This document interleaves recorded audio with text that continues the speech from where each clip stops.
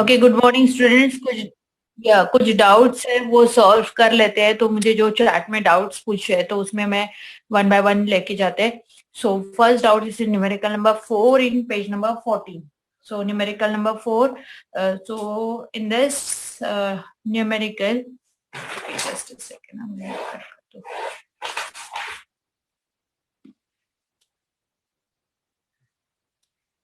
Okay. So here in numerical number 4, what is given to you? इसका मैंने hint भी दिया था आपको. So what is given to you is the large ball of 2 meter radius. So radius of the ball is given, which is 2 meter. Is made up of the rope of square cross section. Means the rope is like this.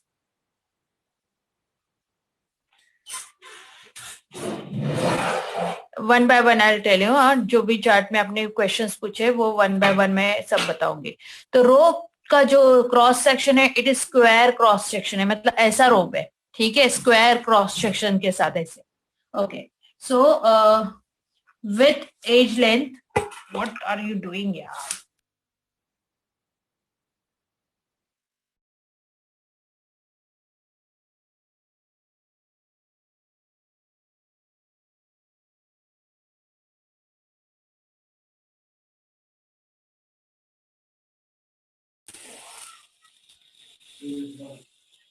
Hello students, sorry for interruption.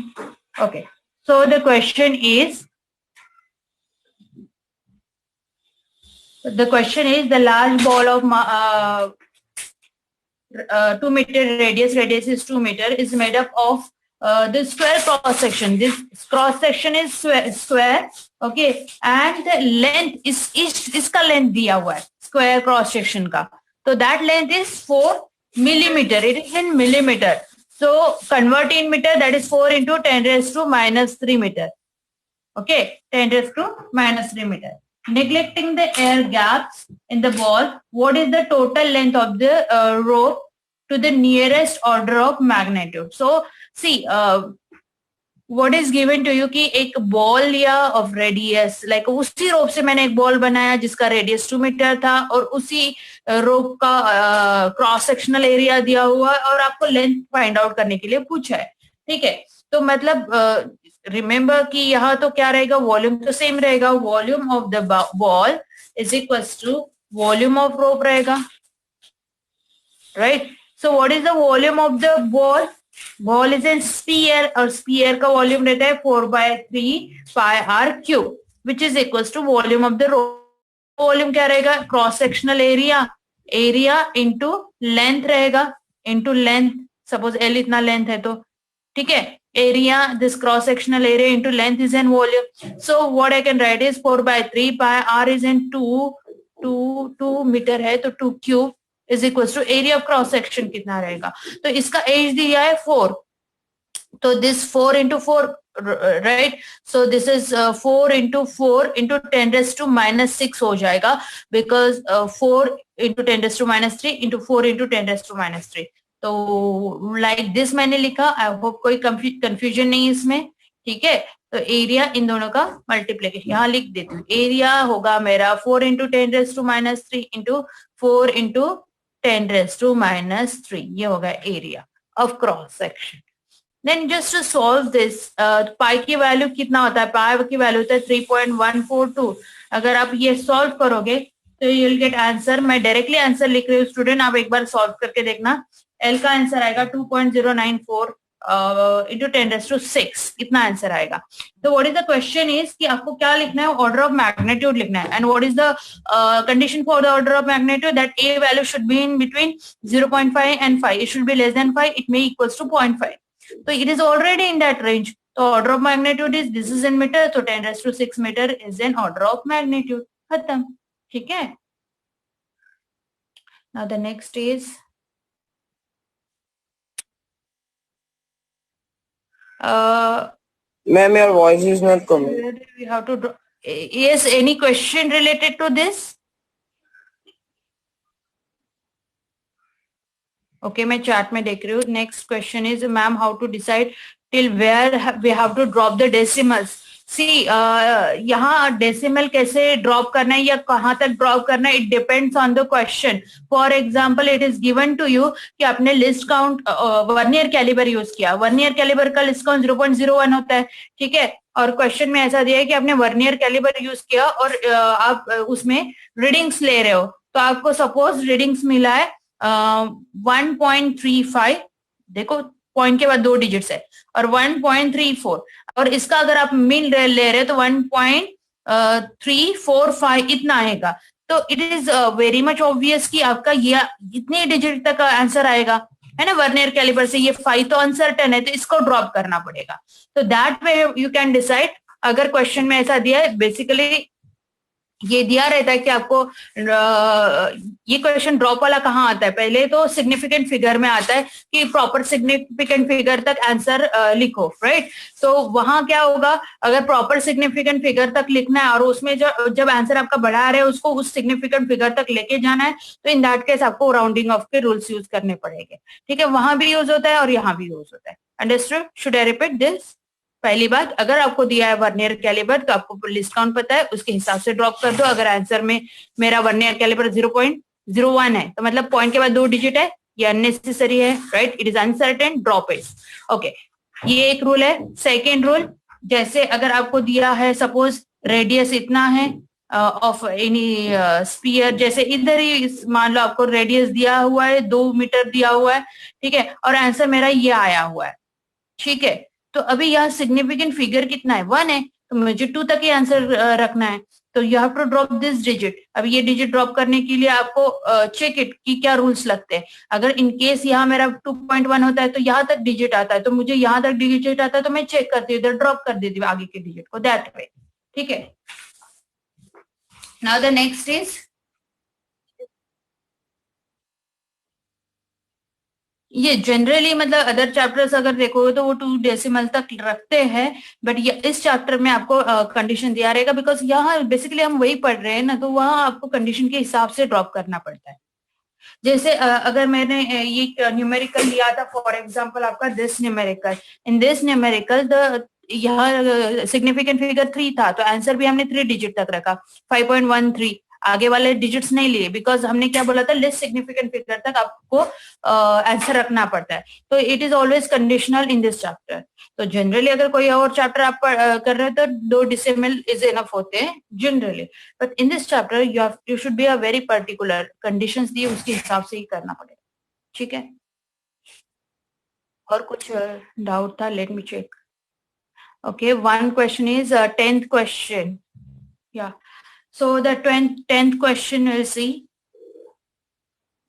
In 10th question, V is equals to AT plus B upon T plus C plus V naught. So this is the dimensionally correct equation, right? It is given to you that it is dimensionally correct equation. What you have to find out is A की value, B की value and C की value find out करना है. So if it is dimensionally correct, then dimension of each term is same. So dimension of this and this is same. Dimension of this and this is same, right? So V का dimension 80 इतना होगा, right? So what I can find out is A is equals to V by T. Correct. तो V मतलब velocity L1 m0 t minus 1 upon time मतलब L0 m0 t1. तो ये 1 ऊपर जाएगा तो माइनस हो जाएगा, तो L1 m0 t minus 2. तो ये हो गया A का डायमेंशन. तो you can check out, answer वही है, ठीक है. सेकंड मुझे फाइंड आउट करना है B का एंड C का. तो मैं इन दोनों टर्म का भी इक्वल रहेगा, मतलब V is equal to B upon T plus C. इसी को मैं सॉल्व करती हूँ, तो यहाँ मैं ले रही हूँ inverse 1 upon V is equal to T plus C upon B, ठीक है. थोड़ा इनवर्स ले लिया, अभी इसको मैं अगेन सॉल्व करूंगी आगे. तो this is equals to 1 upon V is equals to here T upon B plus C upon B. Okay, denominator से ऊपर का एडिशन होता है, यही टर्म मिलेगा, ठीक है. अभी यहाँ कौन कौन सी टर्म है, ये 2 टर्म के भी इक्वेशंस डायमेंशन सेम होगी, तो 1 upon V is equals to T by B. So what I have to find out is B. So B is equals to V into T, V into T. So velocity is L1 m0 t minus 1 into time is L0 m0 t1.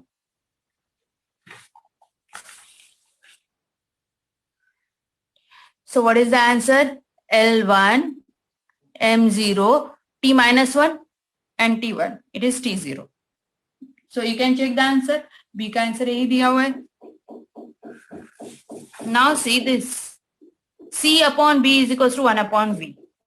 So I am writing here 1 upon V is equals to C upon B. So what is C? C is equals to B by V. What is B? It is L1 M0 T0 upon velocity is L1 M0 T minus 1. So L1 L1 get cancel और T ऊपर जाएगा तो plus 1 हो जाएगा. तो L0 M0 T1. So this is the answer. Okay.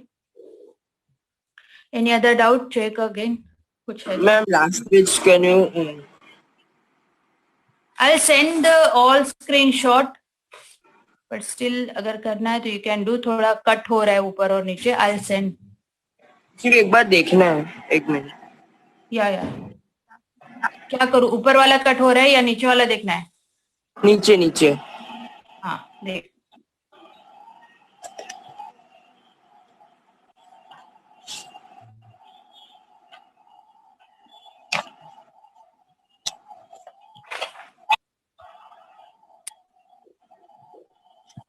Ma'am, Done? Okay, just a second.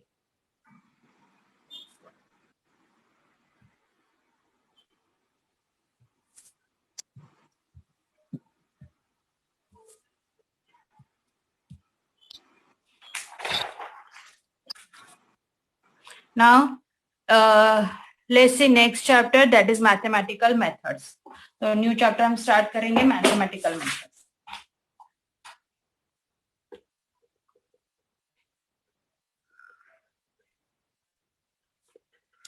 So remember students, मैं simultaneously आपको ये भी बताती हूँ कि कितने मार्क्स का कौन सा क्वेश्चन आएगा, कितना आंसर लिखना है. तो please note all that things. Okay. So the very first is what is meant by scalars and what is meant by vectors. The scalars definition for the scalar may ask for 1 marks. तो आपको ये definition याद रखना है और definition of vectors. ठीक है, तो इसका भी 1 मार्क्स के लिए डेफिनेशन आ सकता है. तो this two definitions are important. Now what is mean by scalar? Very first we will see. So scalar means suppose the rod has length 5 meter. So 5 meter itself, what shows like a rod has a length 5 times than that of meter, and that meter is in standard reference, right? So this completely shows the magnitude. इससे आपको अच्छे से idea आ जाएगा कि उसका magnitude कितना है. But अगर वेक्टर की बात करेंगे तो car is moving from P to Q. तो I will represent this vector PQ. It shows the अगर सपोज मैं बोल रही the car is moving from P to Q 5 kilometre 5 metre. Okay 5 kilometre suppose. तो यहाँ जो तो मुझे शो कर रहा है कि 5 kilometre it's an magnitude, but P to Q it shows the direction. तो हमेशा इसके ऊपर ऐसा वेक्टर डालना होता है, that is the vector quantity. तो scalar represent magnitude only, it represent magnitude only, and vector represent magnitude. क्योंकि यहाँ मैंने 5 किलोमीटर बोला तो मैग्नीट्यूड प्लस डायरेक्शन ऑल्सो, क्योंकि मैंने बोला P to Q, राइट? तो scalar quantity is and which shows only magnitude, and vector quantity which shows magnitude as well as direction. Now in your textbook here it is scalar and definition is over here. The physical quantity which can be completely described by magnitude only, that is called a scalar. So this you underline, either you underline this definition or you write it down in your notebook after the lecture. ठीक है, as a notes, मतलब आपके पास notes ready हो जाएंगे. Vector का definition is here, physical quantity which need a magnitude as well as direction for their complete description, that is the vector. Okay, so this is the definition, and definition they ask for 1 marks each. ठीक है, तो इसलिए आपको ये आपको note करके रखना है. आप ये टेक्स्ट बुक में मार्क करके रखो या नोट्स में लिखो, बुक में लिखो, तो आपके अच्छे से नोट्स रेडी हो जाएंगे. And this is the right way. मतलब यहाँ आपको एग्जैक्टली पता चलेगा कि क्वेश्चन क्या रहेगा और कितना लिखना है. तो आई थिंक ये ओनली लाइक अ डेफिनेशन आएगा, एक्सप्लेनेशन पॉइंट ऑफ व्यू नहीं आएगा. और एक्सप्लेनेशन पॉइंट ऑफ व्यू आया तो कोई भी एक एग्जांपल आप दे सकते हो. जैसे मैंने बोला कि रॉड हैविंग लेंथ 5 और यहाँ the car is moving like this, तो that also you can write. If it is explanation kind of, then they will ask that for 2 marks, but probability is more for only the definition. Okay. Now next see types of vector. Types of vectors. So very first is zero vector. Zero vector. So what is meant by zero vector? This is also called null vector. Okay. So having zero magnitude, इसका magnitude क्या रहेगा? Zero. और having a particular direction. ठीक है? There will be particular direction. That is called zero vector. For example, stationary particle का जो velocity vector is zero.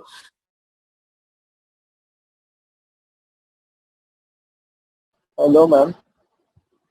1 minute हुआ, 2 minute, 3 minute, 4 minute, 5 minute. The particle is stationary. Suppose it is at 3 centimeter. The particle is 3 centimeter. Time is passing. Okay. So this is arbitrary means any particular or any imaginary. ठीक है.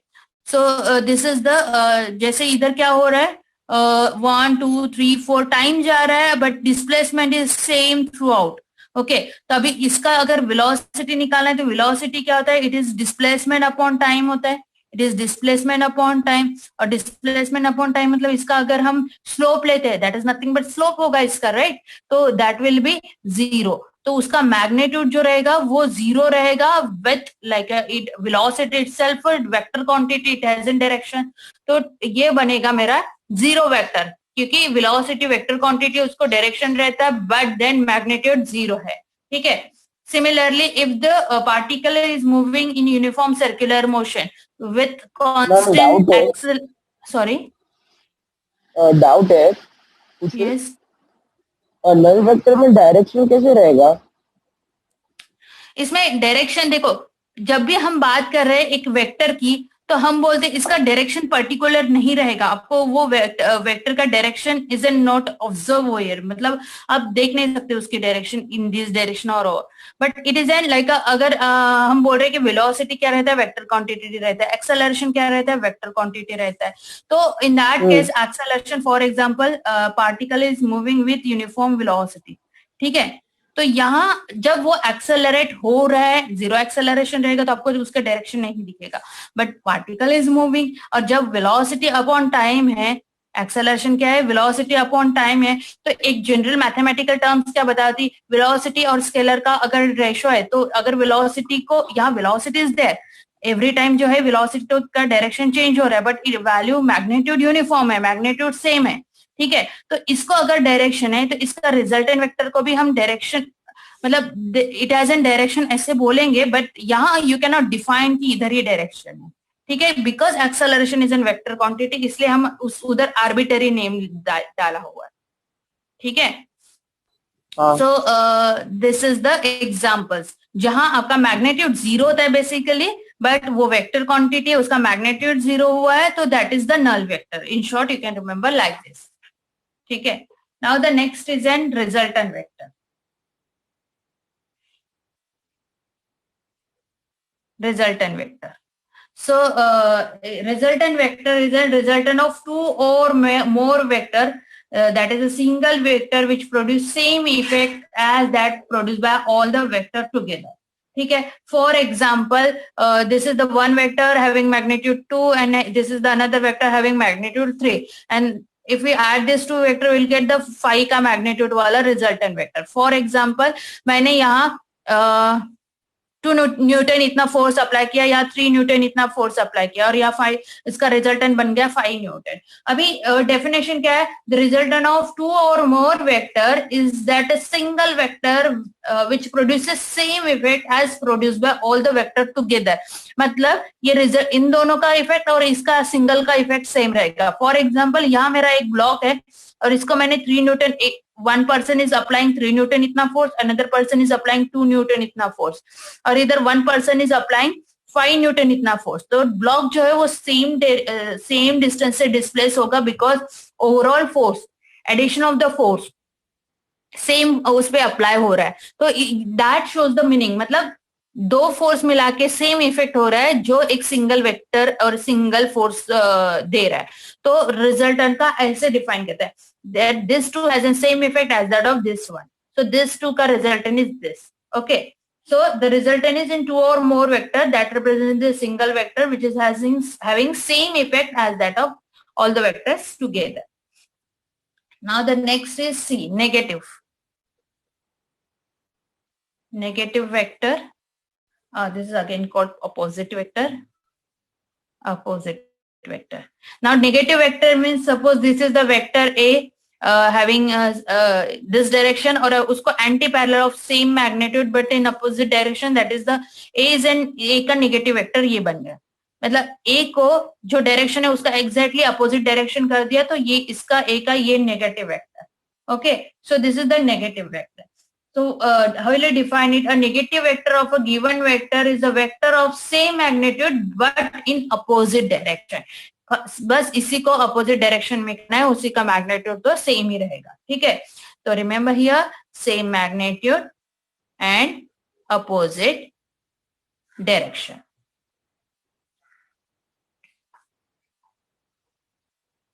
Now the next is equal vector. Equal vector. So two vectors A and B represent same physical quantity. Like अगर ये velocity का है तो ये भी velocity का है A और B. ठीक है, तो ये same physical quantity से बने हुए and they are of equal मतलब equal magnitude and same direction. Same magnitude, same direction, then it is a equal vector. Same magnitude and same direction. So that is equal vector. Now the next is position vector. Now position vector will represent in terms of like a coordinate, like this is x-axis and this is y-axis, and यहाँ से मुझे this is the vector जिसका position बताना है. ठीक है, just a second, let me check chats. Yeah. So position vector is an like this kind of vector which is starting from the origin and it shows the position of that exactly वो कहाँ है vector, वो position बताते हैं with respect to given coordinate or chosen coordinate. The vector which gives the position of the particle at a point with respect to the origin of chosen coordinate is called position vector. So this is the position vector. The next is unit vector. Unit vector. Okay, so what is the unit vector? Unit vector having unit magnitude. ठीक है, unit magnitude मतलब one magnitude, unit magnitude with a direction. ठीक है, with given direction, that is called unit vector. For example, अगर m vector है तो इसका unit vector मैं म्यू m से डिनोट कर रही हूँ इंटू m. तो अगर ये मुझे यूनिट वेक्टर है उस पर ऐसा कैप ड्रॉ करते हैं. ठीक है, तो म्यू m अगर मुझे फाइंड आउट करना है यूनिट वेक्टर तो it is vector m upon उसका मैग्नीट्यूड, ऐसे फाइंड आउट करते हैं. रिमेंबर हमारे तीन जो एक्सिस है, X axis, Y axis and Z axis. तो ऑलवेज एक्स एक्सिस के लिए हम वेक्टर आई यूज करते हैं, वाई एक्सिस के लिए जे यूज करते हैं और जेड एक्सिस के लिए के यूज करते हैं. तो एक्स एक्सिस का जो यूनिट वेक्टर है इज आई, वाई एक्सिस के लिए जो यूनिट वेक्टर है it is a J, and यहाँ क्या पाएगा, जेड एक्सिस का यूनिट वेक्टर रहेगा के. तो these are the unit vectors. ठीक है, which shows the unit vector. Now unit vector का फॉर्मूला इज दिस. ये आपको आगे चल के और अच्छे से समझ में आएगा जब हम न्यूमेरिकल्स लेंगे. ठीक है, just a minute student, let me take one picture.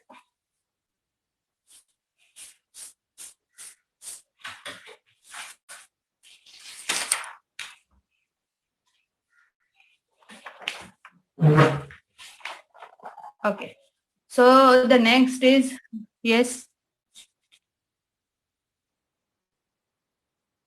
they will ask only the definition, nothing else, only the definition. If the question is like explain or give example like that, then only you have to write the example. Otherwise अभी तक only definition आया, कभी ये vectors के लिए example वगैरह नहीं पूछा है. मैम ये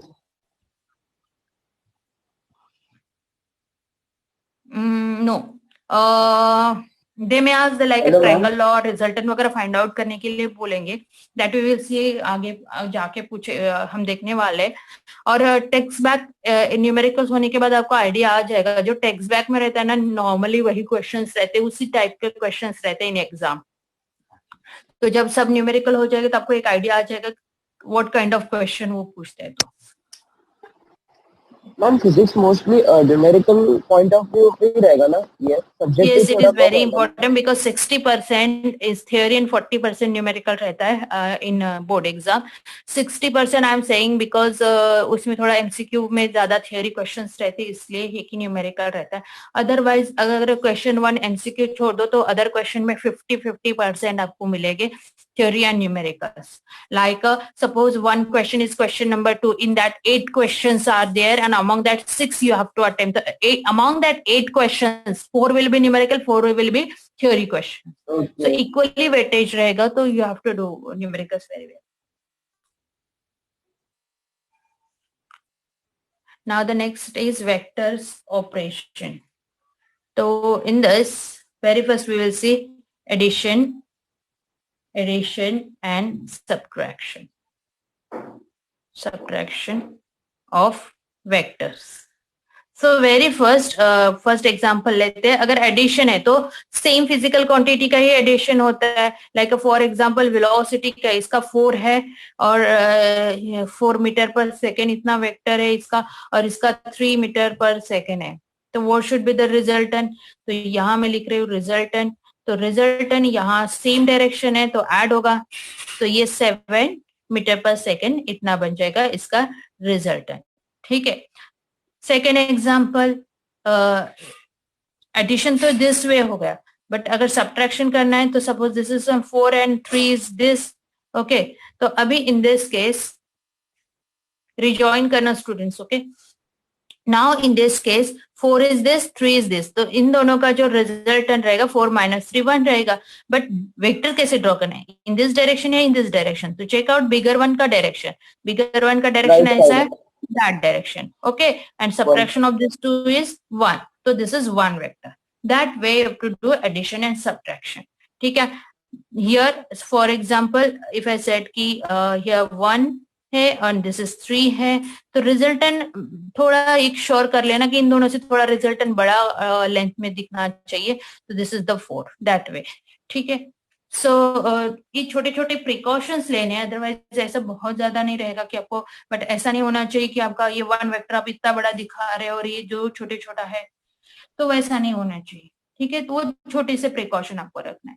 तो this is the addition and subtraction of the vector. But in addition of subtraction of vector they are like a parallel और एंटी पैरेलल, राइट? तो व्हाट हैपन अगर वो सर्टेन एंगल से रहेगा तो यहां हम यूज करेंगे triangle law. So this is triangle law of vector addition. Triangle law of vector addition. Now in triangle law of vector addition, suppose this is the one of the vector P is given to you and another vector is like this, vector Q is given to you. और इन दोनों vector के आपको this is not parallel or anti parallel, right? तो in that case आपको अगर resultant find out करना है तो फिर कैसे करना है? तो रिमेंबर ऑलवेज जो दो वेक्टर का रिजल्टेंट फाइंड आउट करना है तो वो दो वेक्टर हमारे कनेक्ट होने चाहिए tail to head. Now this point is called tail, जहां से वेक्टर स्टार्ट होता है और जहां से पार्टिकल का मूवमेंट स्टार्ट होता है, and this arrow shows the head. ठीक है, यहां से यहां तक वो मूव हो रहा है, तो this is tail, this is head. And कैसे हमें करना है, ये पी वेक्टर मैं एज इट इज इधर रख रही हूँ, सेम डायरेक्शन सेम मैग्नीट्यूड, बस ऐसे उठा के इधर रख दिया मान लो this P vector. And this Q vector कैसे मुझे यहाँ लगाना है, सो दैट इसके या तो टेल हेड कनेक्टेड होना चाहिए, तो इसको मैं इधर लगाऊंगी, तो जैसे same direction and same magnitude मैंने ऐसा लगा दिया, तो दिस इज वेक्टर क्यू। तो यहाँ क्या हो रहा है, इसका टेल इसका हेड और इसके हेड को इसका टेल जाना चाहिए, वो गया है और इसका हेड इधर आया है। और same thing I can do like this also. मैंने से ये P vector as it is draw किया है, बट इस क्यू को मैं इधर भी डाल सकती हूँ, इधर इसको ऐसे ही उठाया इधर डाल दिया, अभी भी चलेगा, बिकॉज इसका टेल इसका हेड और इसके हेड को इसका टेल है, तो भी चलेगा, राइट? तो ऐसे आपको अरेंज करना है, तो टेल टू हेड जाना चाहिए ना। अरेंज करने के बाद resultant is always tail head. So this is tail, head. This is the resultant. Okay, here tail, head. This is the resultant. So resultant will be same vector. ठीक है, resultant will be same vector. Now अगर आप देखोगे तो इसका direction same आया है, बस ऐसे लग रहा है कि इधर से इधर जाती है ना, कोई और अलग डायरेक्शन नहीं आया. तो ये है triangle law of vector addition. This is very important because ये हम 12th में भी फ्रिक्वेंटली यूज करने वाले, तो ये आपको पता होना चाहिए. अब इसी में कुछ लॉज देखते हैं. Very first law is commutative law. The first law is commutative law. In the commutative law, the law is like a vector p plus vector q is equals to vector q plus vector p. This we have to prove कि commutative law में क्या होता है, vector p plus q is equals to q plus p होता है. So here I am considering one vector, vector p. This is vector p. Okay, this is tail, this is head. Another vector I am considering over here, vector q. Vector Q. तो both vector start from same point, उनका tail same है. तो vector Q को parallel vector में इधर draw करूंगी, this is vector Q. And vector P को parallel vector में इधर ड्रॉ करूंगी, this is vector P. And now let's see, मुझे ये लॉ प्रूव करना है. तो vector P plus vector Q. Now if I say from here this is vector P, always take two vectors as an tail head, right. तो vector P plus vector Q, तो vector P plus vector Q. तो इन दोनों का resultant क्या रहेगा, तो resultant always रहता है टेल हेड. तो यहां आएगा रिजल्टेंट ऐसे टेल हेड. तो this is vector R. Suppose P plus Q is equal to R, vector R. Now similarly this is my vector Q and this is my vector P. तो P Q, vector Q सी tail to head, और फिर tail to head P आ रहा है, plus vector P is equal to क्या आ रहा है, रिजल्टेंट. इसके टेल से ये आर है और इसके हेड पे ये आर है, तो resultant R. Got it. So P plus Q is equal to R और Q plus P is equal to R. Both R equal to R. Hence I can conclude from above equation vector p plus vector q is equal to vector q plus vector p. ठीक है. Hence this is the commutative law. ठीक है. इधर arrow होना चाहिए. Just line draw करने से वो बार का मीनिंग हो जाता है, तो मेक श्योर एरो आपको ड्रॉ करना है. ठीक है. Remember this thing, P to Q always two vector जिनका एडिशन करना है, they should be tail to head and resultant tail head. तो P to Q to P means P plus Q is equal to tail head are.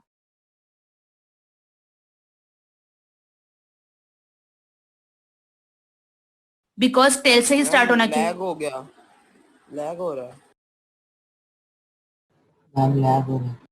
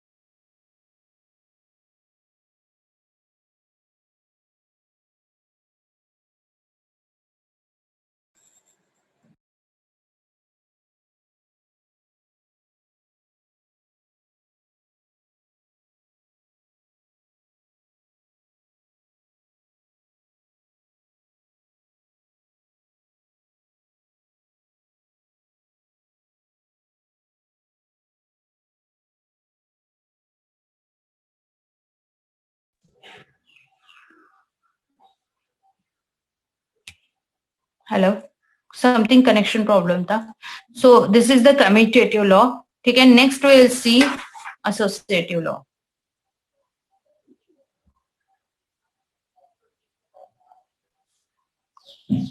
Now what we have to prove over here is vector a plus vector b plus vector c is equals to vector a plus vector c plus vector b plus vector c. ये हमें proof करना है.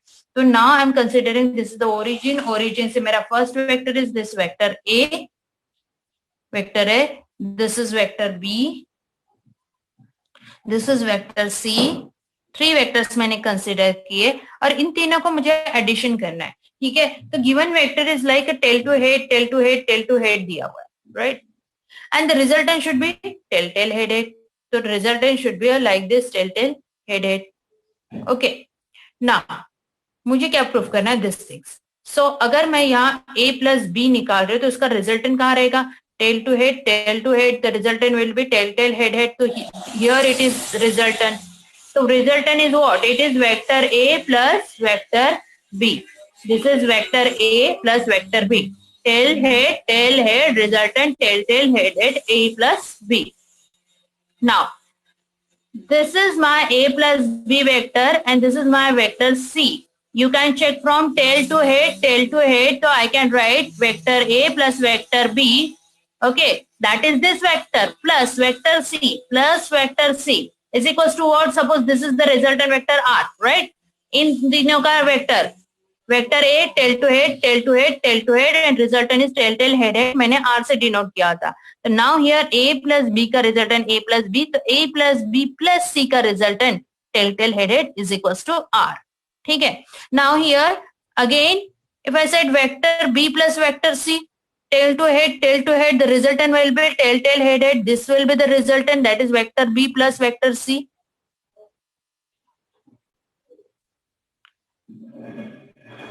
Yes, you have to rejoin अगर disconnect होता है तो। English has started, how 11:40 हुआ, 11:50 का रहेगा इंग्लिश।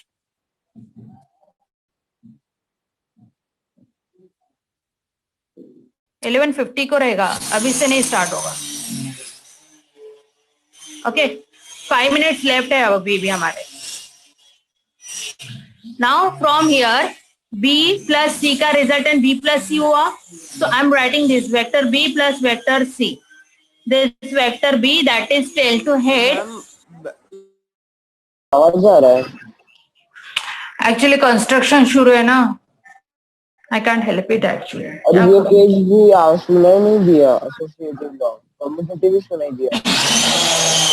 ठीक है, मैं ये रिपीट कर देती हूँ, I can't do anything, मतलब आउटसाइड कंस्ट्रक्शन के लिए मैं कुछ नहीं कर सकती, बट आई विल रिपीट, जितना भी आपको सुनाई नहीं दिया मैं रिपीट करती हूँ, ठीक है। So here this is like यहाँ जो है सी, दिस इज, फिर से एक बार रिपीट कर लेती हूँ, ये मेरा ए वेक्टर है, ठीक है, this is my B vector and this is my C vector, ठीक है। All three vectors are connected tail to head tail to head tail to head tail to head tail to head tail to head, resultant tail tail headed, this is the resultant, ठीक है। Very first tail to head resultant is A plus B tail tail head head, तो ये A plus B हो गया, ठीक है। A plus b plus c, तो ये रिजल्टेंट मिल गया, a plus b plus c is and resultant, because tail to head, यहाँ tail to head and resultant tail tail head head, सिर्फ इस ट्रायंगल में यहाँ ट्रायंगल लॉ अप्लाई किया। अभी उसी में अगर मैं ट्रायंगल लॉ इन दोनों में अप्लाई करती हूँ तो वही डायग्राम मैं फिर से ड्रॉ कर रही हूँ, this is A, this is B and this is C, ठीक है, एंड दिस इज आर।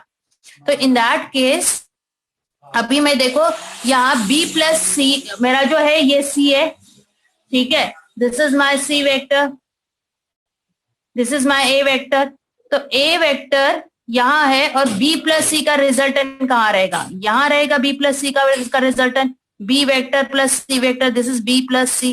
तो अगर मैं इनको भी लिख रही हूँ vector a plus b plus c, vector a tail to head b plus c is equal to vector r tail tail head head, understood.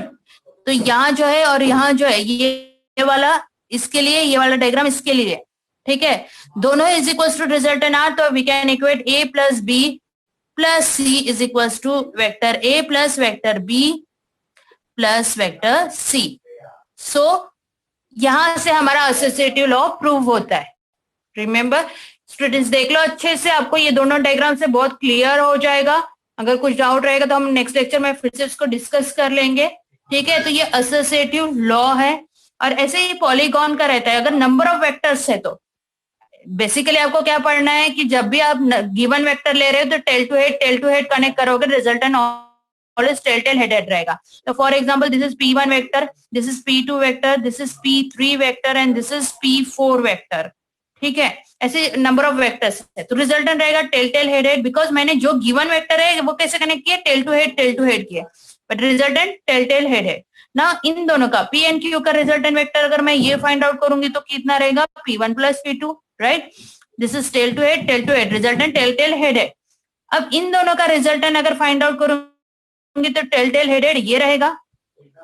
This is polygon law, या तो this is P1 plus P2 plus P3, right. P1 plus P2 plus P3, ये बन गया resultant किसका, इन दोनों का. This is P1 plus P2 and this is P3. अब यहाँ इन दोनों का रिजल्टेंट टेल हेडेड, तो resultant will be P1 plus P2 plus P3 plus P4 and this is the resultant. Yes, कोई बात करे क्या? Speak loudly. No ma'am, answers बोल रहे थे. Okay. So this is all about the polygon. Next जो है पैरेललोग्राम लॉ हम नेक्स्ट लेक्चर में देखेंगे, बिकॉज बहुत सारा डिस्टर्बेंस भी है और वैसे भी टाइम हो गया है. ठीक है, तो इसका मैं आपको पिक भेज दूंगी. आई होप आपको ये समझ में आ गया. जो भी नहीं समझ में आया बिकॉज सम डिस्टर्बेंस था, तो you can ask in next lecture. But आपको यहाँ remember one key point, result जो given vector it should be tail to head, resultant should be tail headed. इस पर से आपको सब समझ में आ जाएगा. ठीक है, so I'm ending the meeting. We'll see you next meeting. Bye bye. Thank you.